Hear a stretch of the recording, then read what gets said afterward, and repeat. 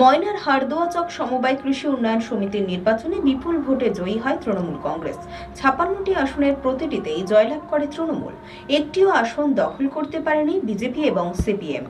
সমবায় নির্বাচনে ময়নায় তৃণমূলের ঐতিহাসিক জয়। খাতা খুলতেই পারল না বিজেপি সিপিএম। ময়নার হারদোয়াচক সমবায় কৃষি উন্নয়ন সমিতির নির্বাচনে বিপুল ভোটে জয়ী হল তৃণমূল কংগ্রেস।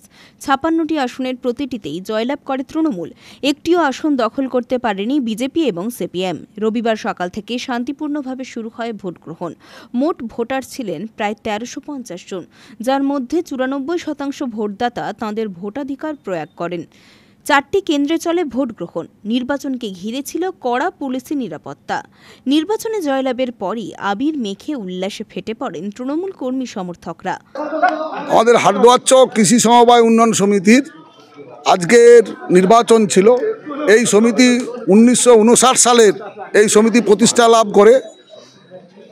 দীর্ঘদিন ধরে এই সমিতি গ্রাম বাংলার সাধারণ খেটে খাওয়া মানুষ, কৃষক, শ্রমজীবী মানুষের স্বার্থে বিভিন্নভাবে তারা সহযোগিতা করে থাকেন।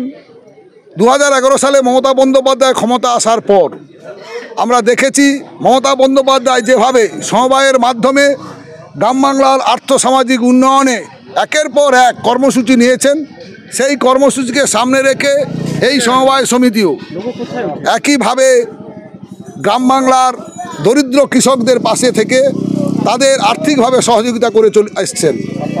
আপনারা জানেন, একদিকে যেভাবে মহাজনের দ্বারা কৃষক সম্প্রদায় শোষিত হতো, নিপীড়িত হতো, সেটা থেকে মুক্তি লাভের জন্য এই সমবায় এর মধ্য দিয়ে একটা বিস্তীর্ণ এলাকায় হারদোয়াচক, মথুরিচক এবং গৌরাঙ্গচক এলাকার কৃষকরা তারা লোন নিয়ে থাকেন এবং তারা সেই লোনের দ্বারায় তারা উৎপাদন করেন এবং ফলে এখানকার অর্থনৈতিক উন্নয়ন ঘটেছে। সিপিএম মাত্র এই নির্বাচনে তারা 9 জন প্রার্থী দিয়েছিলেন, বিজেপি ২৬ জন, আমাদের দলের ২৬ জন, আমাদের ৫৬ জন। বিজেপি কতজন দিয়েছে? বিজেপির ৫৬ জন, আমাদের ৫৬ জন, আর বামফ্রন্টের পক্ষ থেকে 4টি কেন্দ্র মিলে 9 জন প্রার্থী দিয়েছিলেন। মোট ভোটার সংখ্যা কত? মোট এখানে ভোটার সংখ্যা 1379 ভোটার, প্রায় 95% ভোট পোল হয়েছে এবং আমাদের প্রত্যেক প্রার্থী প্রায় 100-এর বেশি ব্যবধানে প্রত্যেক প্রার্থী নির্বাচিত হয়েছেন। পুলক বেরার রিপোর্ট, খবর BCBS।